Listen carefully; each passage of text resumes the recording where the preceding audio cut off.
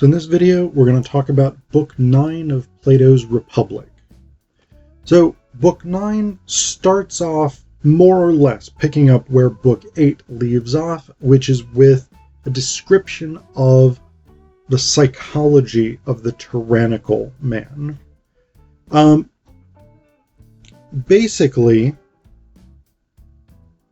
we get here an opening portion built on psychological theory, in a way. Like, this is very Freudian stuff, in a sense.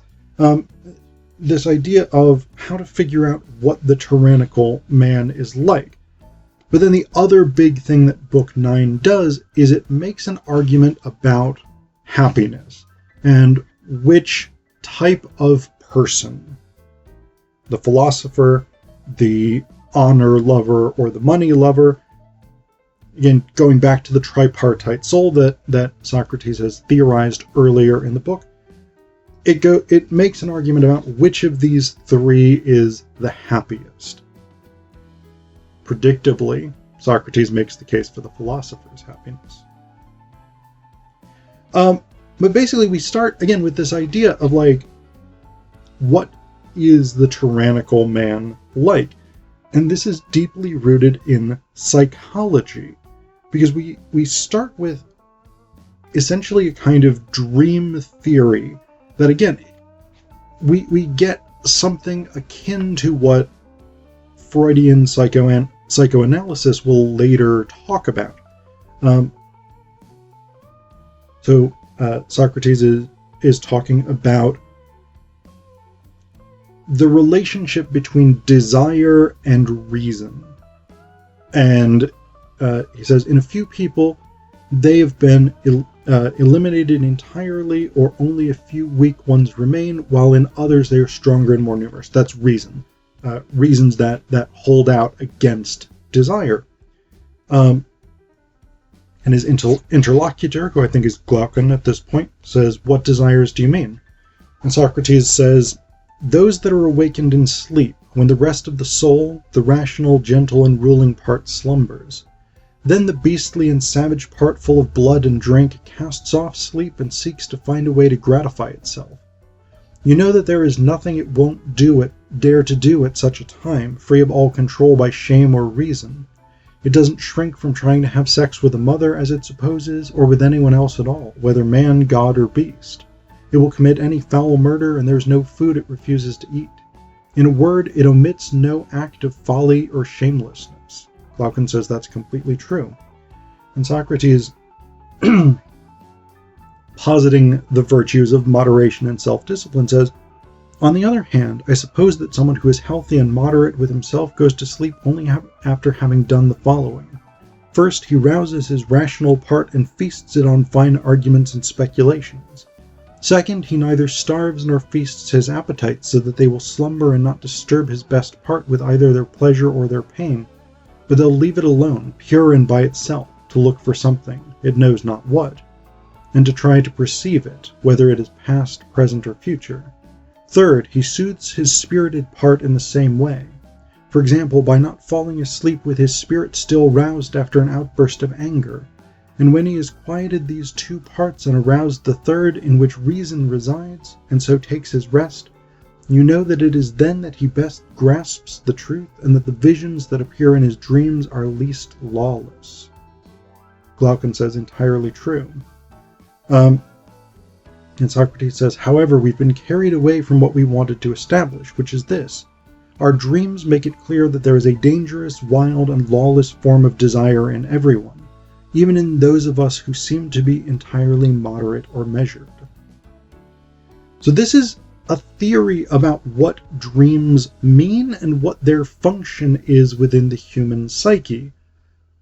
But it's also a setup for a political commentary about the nature of tyrannical man, because essentially what Socrates argues is that the desires that are normally repressed by what Freud would call the reality principle, the principle that you have to give up some of the things that your unfettered drives would otherwise want you to do, because the reality principle prevents us from doing everything that in principle we might want to do to achieve full enjoyment, that is what allows society to function. What happens with Tyrannical Man is that those desires are nurtured, usually, according to Socrates, by some sort of outside force within a democracy. Because if you remember from my discussion of Book 8, Socrates' conception of democracy is essentially anarchy, where everyone does what they want, and runs around crazy, and eats, drinks, and fucks continually, etc., etc. So this is the idea that in Tyrannical Man, what happens in this most sort of degenerate form of democracy, according to Socrates and or Plato, is that all of the desires that would normally be repressed are nurtured. And so he says here of Tyrannical Man, and his soul, if it finds any beliefs or desires in the man that are thought to be good or that still have some shame, it destroys them and throws them out until it's purged him of moderation and filled him with imported madness. And this is a very specific kind of madness that Socrates associates with the Tyrannical Man. Essentially, it's a kind of psychopathy, I guess, is maybe the closest term. The unbridled, unrestrained desire for enjoyment, whatever form that enjoyment happens to take, and the willingness to destroy anyone even perceived as threatening that enjoyment. So this is what Socrates says of the tyrant. The tyrant is characterized by the absolute and continual need to have his desires affirmed. And so he surrounds himself with yes men. And again, this is all gendered. Like, I'm casually using the male gender in part because Socrates assumes rulership is going to be vested in men. There could, of course, in principle, be female tyrants as well. You know, Socrates doesn't really seem to accept that, despite how in earlier books he provides a theory of gender equity. You know, it is what it is. 4th century BC, whatever. You know, terrible stuff all around. No, there are things that are, leave it alone. So that's what the tyrant is all about, basically. Like, the tyrant rules badly because everything in the tyrant's sphere is bent to the appetites of the tyrant, with no reality principle to constrain the tyrant's appetites. So that's what we've got going on. This leads eventually to the question of happiness. And actually, Glaucon does suggest that the tyrant is going to be supremely happy because he indulges every impulse and every desire with no constraint. But what Socrates points out is that in truth then, and whatever some people may think, a real tyrant is really a slave, compelled to engage in the worst kind of fawning, slavery, and pandering to the worst kind of people. He's so far from satisfying his desires in any way that it is clear, if one happens to know that one must study his whole soul, that he's in the greatest need of most things and truly poor. And if indeed his state is like that of the city he rules, then he's full of fear, convulsions, and pain throughout his life. So basically, because the tyrant is continually terrified of being overthrown or paranoid about not fulfilling one of his desires, because he sees plots everywhere, etc., etc., the tyrant is actually miserable. Like his very success in becoming the ruler of his city-state, or whatever it is, means that he can no longer enjoy anything because he has to live with an existential terror of loss, betrayal, death, etc., etc. So this is an interesting argument, and I think it's a well-founded one, since if we look back at what we can tell about the psychology of tyrants throughout history, paranoia, fear, suspicion have very commonly been traits of these people. So I think this is a good argument. But this raises the further question, what kind of people are happiest? And Socrates takes us back to the idea of the tripartite soul, which is established earlier in the Republic. Remember, we've got the rational part of the soul, the spirited part of the soul, where things like anger and violence and honor are stored, and the appetitive part of the soul, which covers like money making, but also eating, drinking, sex, luxury, etc., etc. So he reminds us here, it seems to me that there are three pleasures corresponding to the three parts of the soul, one peculiar to each part and similar with desires and kinds of rule. Glaucon asks what he means, and he says, the first, we say, is the part with which a person learns, and the second, the part with which he gets angry.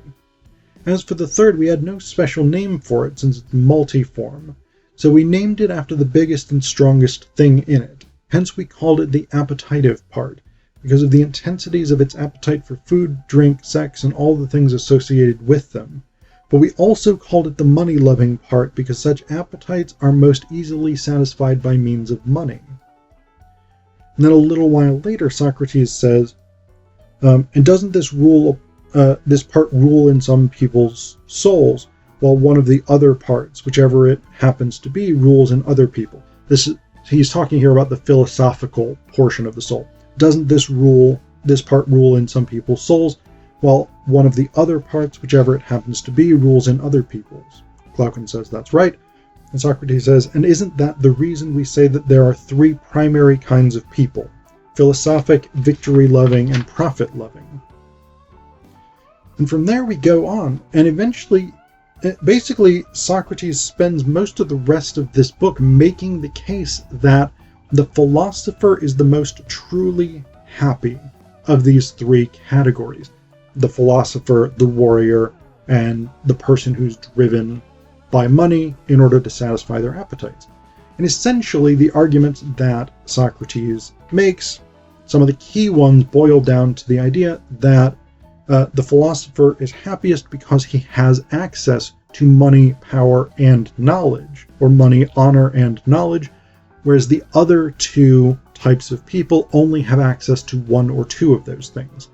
So because the philosopher has access to the most good things, he is necessarily going to be the happiest.